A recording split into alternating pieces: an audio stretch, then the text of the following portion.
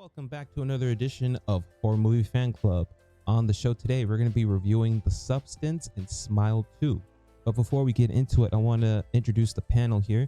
As always, we got Brian. Say what's up, Brian. Yep. How's everyone doing?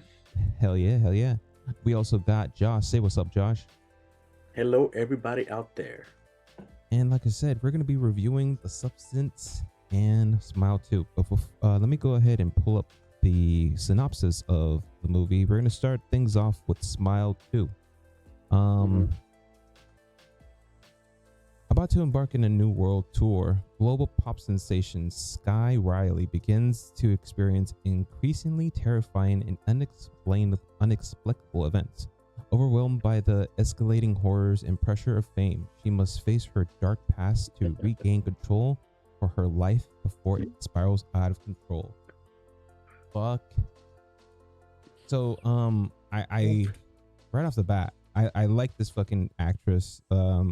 She was a Power Ranger, right? Power Ranger and Jasmine. Yep. And fucking Jasmine. She can and Charlie's Angels. And the Charlie's Angel. Oh really? The new one? Yeah, that movie sucked.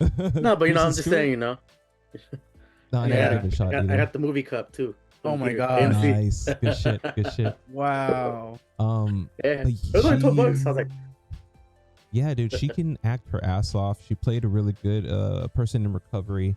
I like the that whole aspect that they incorporated into the whole horror, like mental thing that was happening to her. A lot of gory shit. This one, it's not Terrifier 3, but it a lot of like fuck shit happens. Yeah, they definitely had a budget this time. Yep. Yeah, they did. One thing I definitely will say is that I like this Smile 2 more than the original one.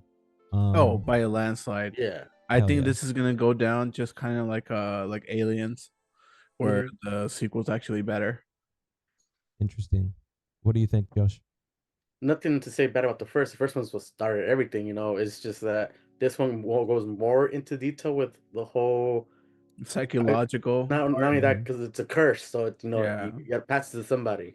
The dark imagery too is very unique. Yeah, and I think also we have to give thanks to the cinematography that's done here. It's very claustrophobic at times, very like up close and personal. Like the camera will shift like in front of you, and then it's like moving to a different angle, but still like the person's still, and it's details like that honestly, that's what makes the terrifying atmosphere of what she's going through more useful to the experience. I felt like the sound design in here is really good too. I agree.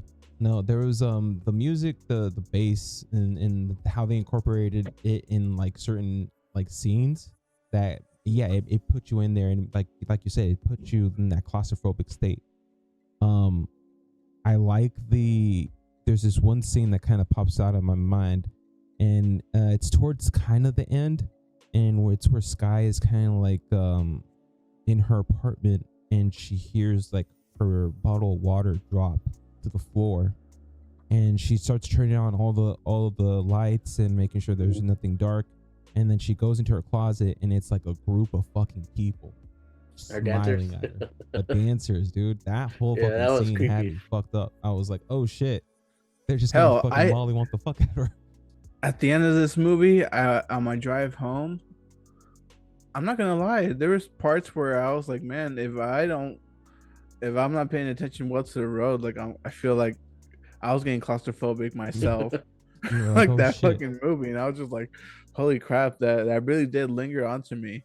Even though I knew the outcome, what was gonna happen by the end of the movie, I still wanted to know everything, if she was still gonna find a way to make it out or not. Yeah. And like, they found it's crazy because they really found a way to do the same formula that they did, like the reveal of the demon, like in the first movie, and they found a way to do it again in this movie with its own surprise, and it happened to be like that one guy in the freezer and shit. I was like, oh fuck. Yeah, it's crazy how they also told her that don't think everything you see is real. Yeah. which kind of got me with a few scenes, like the one where she's escapes from the hospital and she gets in the car and she's driving and you think it's her friend, Her but friend. it was never her. It was the demon the whole time. I was like, Fuck yeah, dude. yeah. No, just real quick, spoiler alert. Going Mhm. forward, anyone who's watching this, if you still haven't watched it, definitely don't watch this quite yet. Go watch the movie and then come back and join us. But yeah, spoiler alert. The amount of water homegirl was drinking in this fucking movie, like I was flabbergasted how she was just downing this fucking water like crazy. Is it weird that I every time she was drinking water, I felt like I was losing my like I was making me thirsty itself, and I it was think weird. Like it might have something to like do with like watching people like yawn, where you're like, oh fuck, maybe I need to drink water too. Like it's the type of like same thing. little tiny things that people normally do and make it feel somewhat uncomfortable. Right. All I want to know is how much did they pay Voss? Right. Oh Fucking my Voss gosh, for got real. paid. Yep. Or someone got paid because Voss Yep. was in this fucking movie. I don't get the glass of water thing, but hey, if you got the money, I suppose.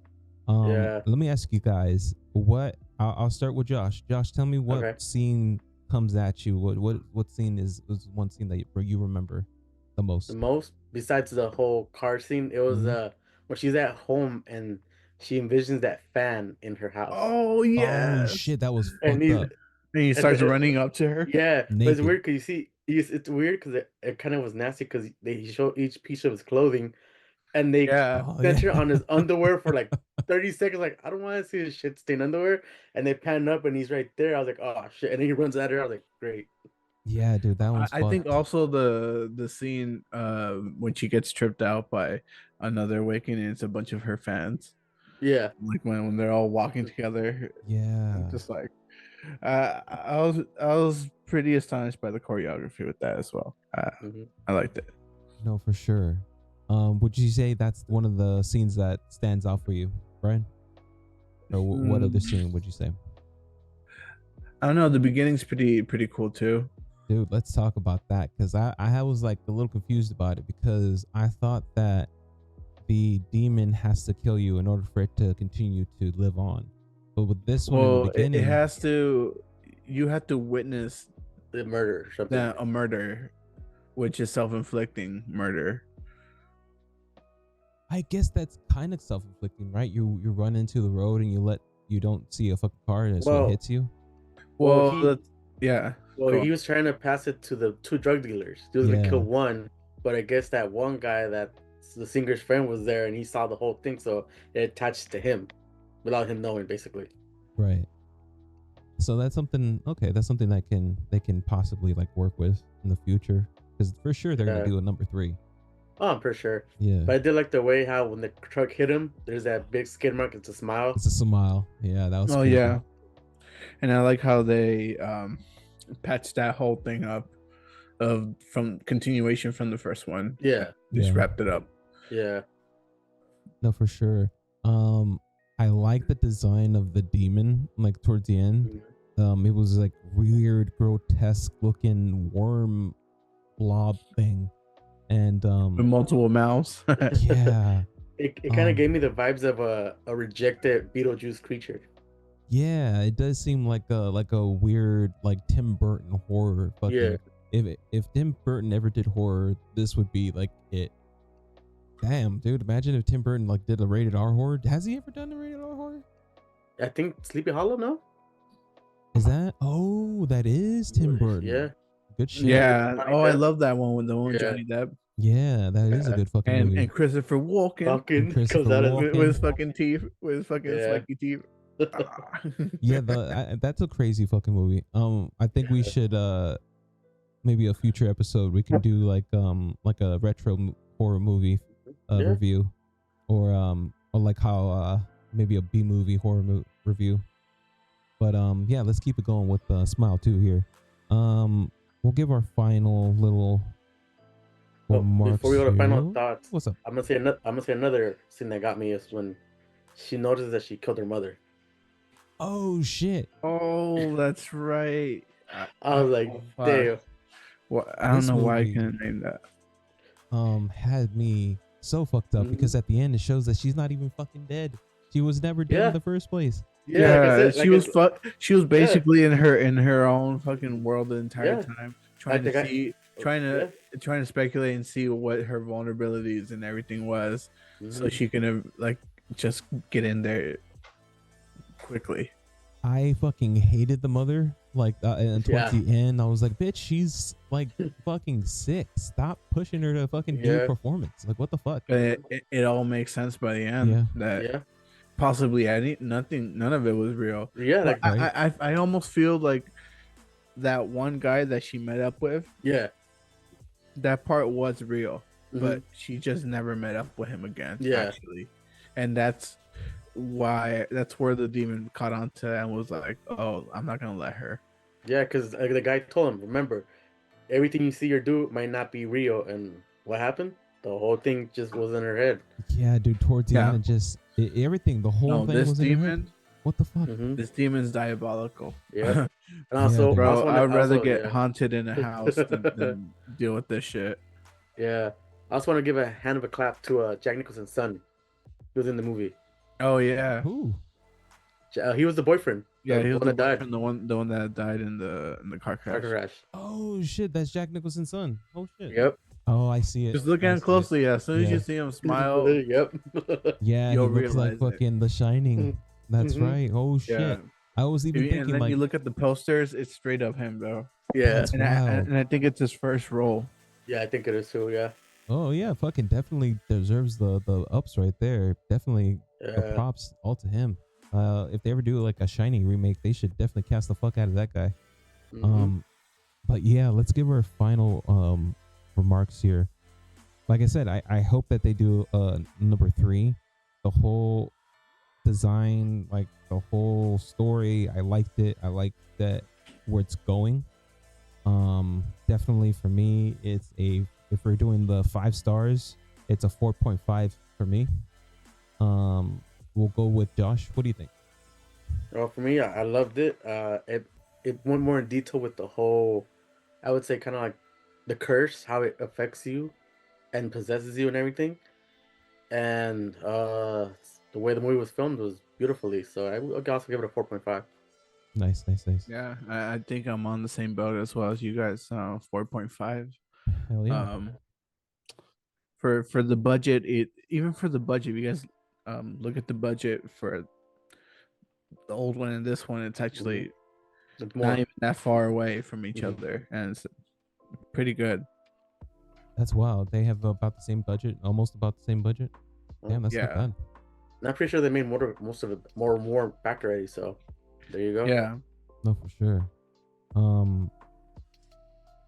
So yeah, 4.5 for Smile 2. Let's go ahead and move on to the next movie on the double feature review for tonight, and it is called The Substance. You can watch this on Mubi. For those who don't want to go to the theaters, you can always watch it on Mubi. It stars Debbie Moore, Margaret Qualley, I think that's how you say the last name, Dennis Quaid. The synopsis is Elizabeth Sparkle, renowned for an acrobatic show, faces a devastating blow on her 50th birthday as her boss fires her. Amid her distress, a laboratory offers her a substance which promises to transform her into an enhanced version of herself. So I didn't know exactly what I was getting myself into when I started this movie. All I heard from our one of our horror movie panelists here that's not with us tonight is just to watch it.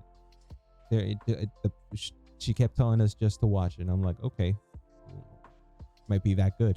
Can't be that good. Fuck me, was it that good? It was body horror in the best new age, and in the best way. The way that they filmed people, the way that they did certain scenes too, was like, fuck, why is this so fucking disgusting? In other ways, they kind of like went like what is this? Like 70s, like what is it when it's not that, well, yeah, basically objectifying the women's like bodies, where they're kind of like doing like with the workouts and everything. Yeah. So there's certain scenes like that where I was like, cool. A lot of nudity, like holy shit, I never thought I'd see like Demi Moore that naked before. I'm pretty sure she's been naked in other movies. Fun fact, Demi Moore's parts were her, but the other girl, hers was a lot of prosthetic stuff on her chest and other body parts. Yeah. Oh, that's wild. I didn't know that.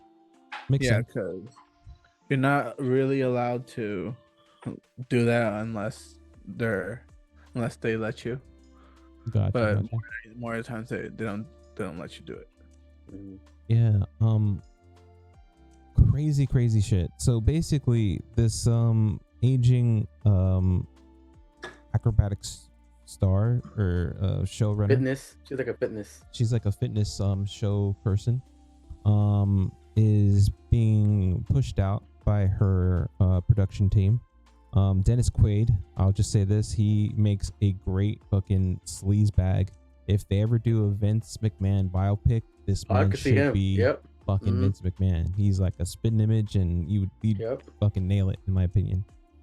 But yeah, he basically plays the corporate head of the production channel, I guess, and he's basically trying to find the new her. And facing this pressure, somehow she gets how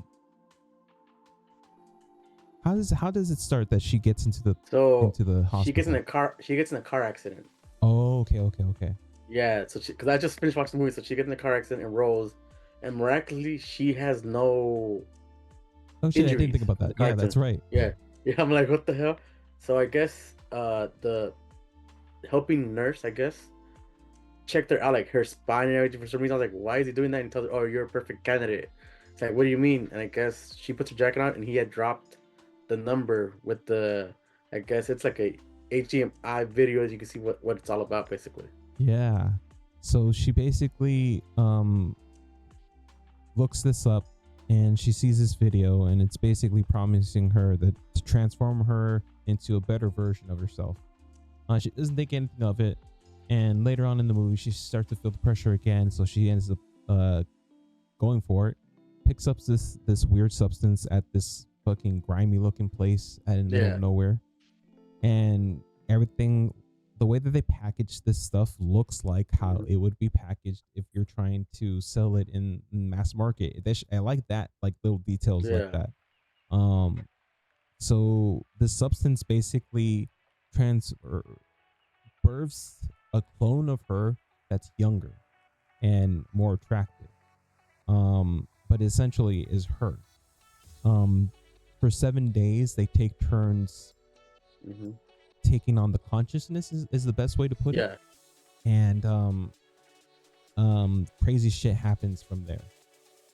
The way that the fucking birthing scene, I'll just call it that because that's the best way to put it, was really fucking wild, because they birthed from the back. Yeah, your back. It was literally a human cocoon. Yeah, dude. It looked like a parasite was birthing from the body of a fucking insect. Like, I'm pretty sure you guys seen that shit. I like that aspect. I like that little thing that they put there. It was really fucking disgusting. Tell me, we'll start with Brian. Tell me a scene that is fresh in your mind, that pops in your head when you think about this movie.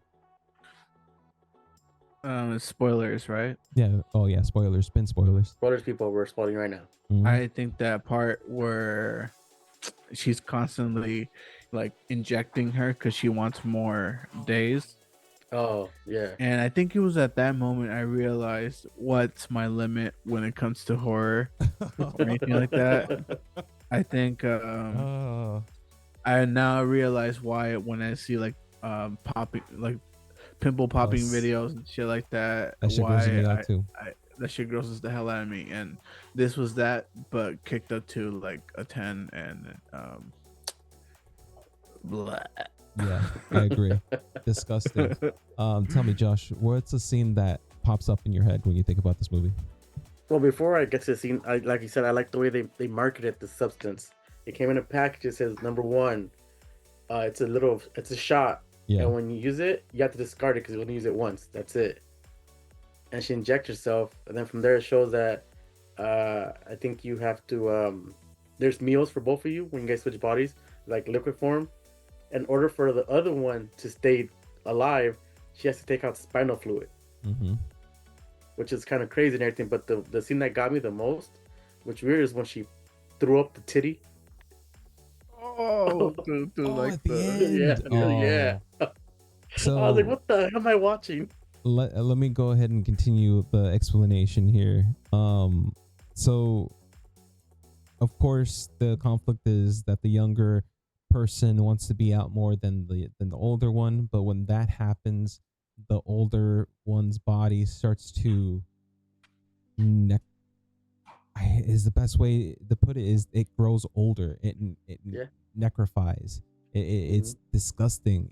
The way that they made it look, that the skin was like old, and yeah, you like basically become like a witch. Yeah, dude. Yeah. Basically the younger one takes over and doesn't wake up the older one, and just like Brian said, continues to pull the spinal fluid until there's nothing left. And then the younger one starts to realize that she needs the older one to survive, and shit and craziness ensues, and somehow she kills the older one, and the clone needs to figure out how to survive, and she's in the middle of trying to do the New Year's Eve bash thing.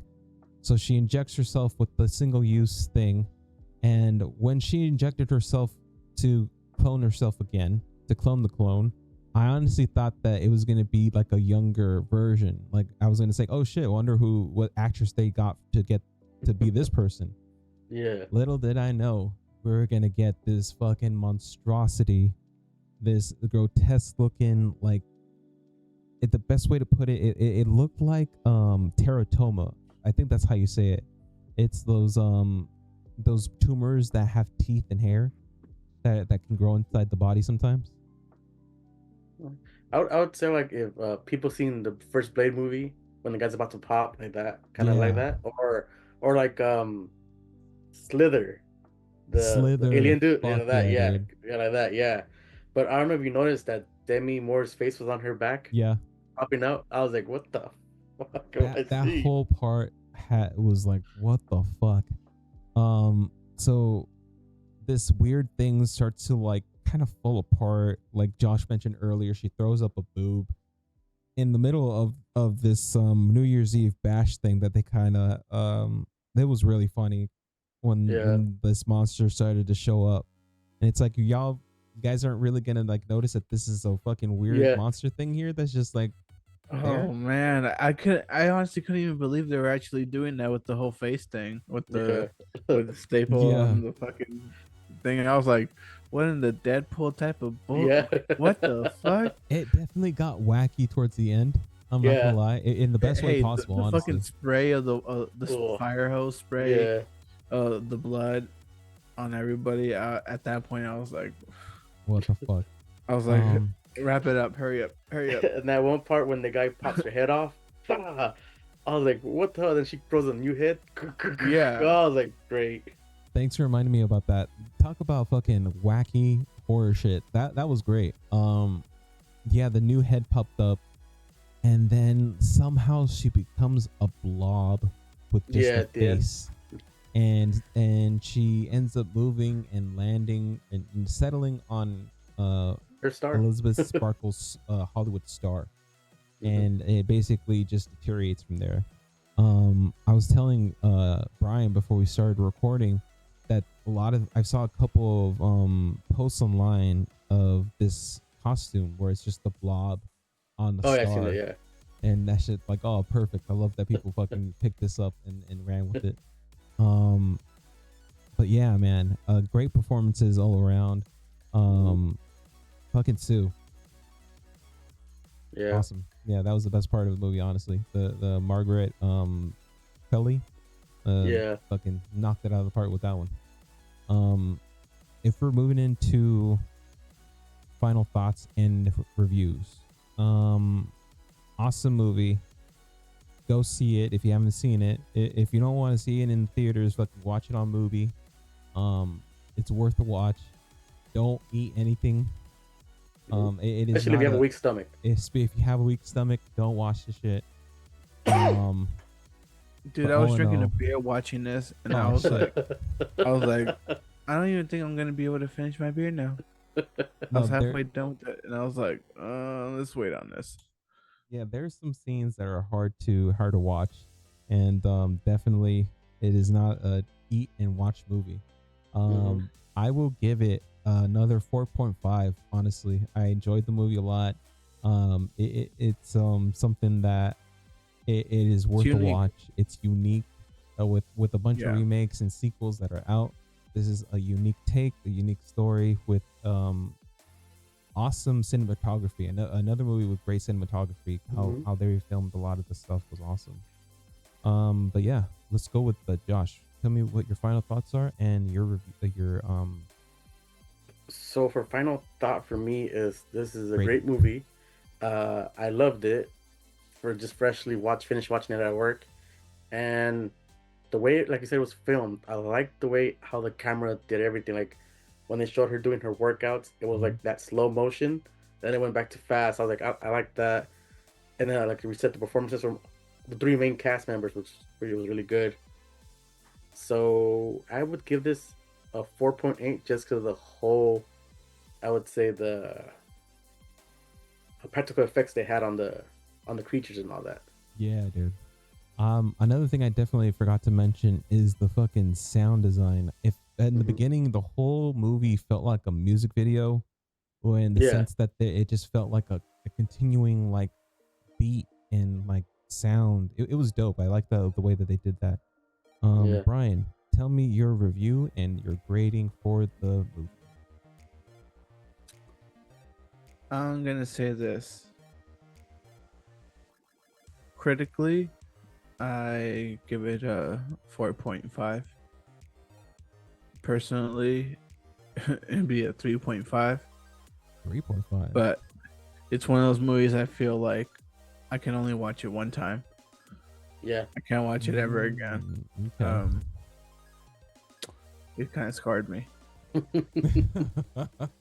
No, man. I now know my limit in when it comes to horror. I'm like the body horror. Yeah. But I'm still down for it. But definitely doesn't detract from anything. The shots are really well done. The sound's really well done as well. The actors, both Demi Moore and what's her name, do a fantastic job. And Margaret. This is definitely It's definitely great. Hell yeah. And I recommend it. I still recommend it to everybody because it's unique in its very own way. That's what's up. I might watch it again, but this time I'll watch it high. No, yeah. Oh, fuck. You didn't watch this high? Nope. I was at work. And I was able to see it at home. Okay. Fuck. Definitely watch it. Watch it high, watch it sober. It'll fuck you up either way. I have a question for you guys. What's up? Is it me or did Demi Moore look like Glenn Close when she was old? Yeah, I see it. That she does look like a lot like Glenn Close right now. Another thing is she's supposed to be playing 50 years old. I mean, supposedly she's not 50 years old though. No, I think she's like fucking 61. God damn. That's wild. Yeah, she again she did a lot of like nudity scenes and like lady, goddamn, 61. But yeah, I want to thank my panelists here. Josh, where can they find you on the socials?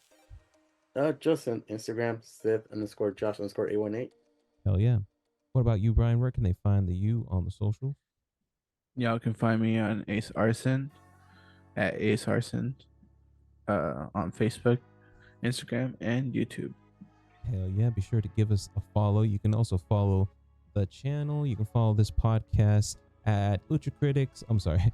Oh yeah, you can follow my Lucha Critics podcast here at Lucha Critics. You can follow the podcast at Not So Intellectual Podcast. Find me under NSI Rick on almost all the socials. Go ahead and leave us a like. Let us know what you want to see us review on future episodes with a comment.